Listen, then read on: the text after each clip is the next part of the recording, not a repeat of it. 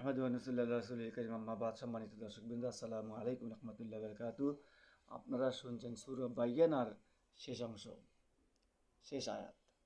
আল্লাহ পাক বলেন, জাযাউহুম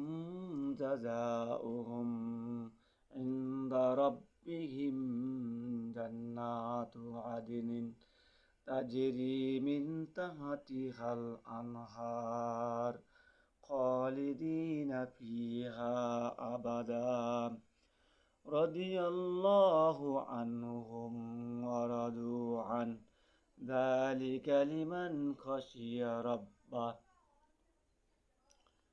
জাযাউহুম ইনদা রাব্বিহিম জান্নাতুন আদনিন, তাদের প্রতিদান তাদের রবের নিকট জান্নাত রয়েছে, যার তলদেশে ঝর্ণা প্রবাহিত থাকবে।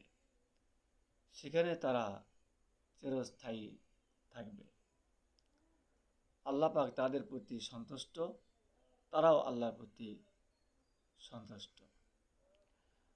আর যালিকা লিমান খাশিয়া রাব্বা, এসব তারই জন্য যে তার রবকে ভয় করে।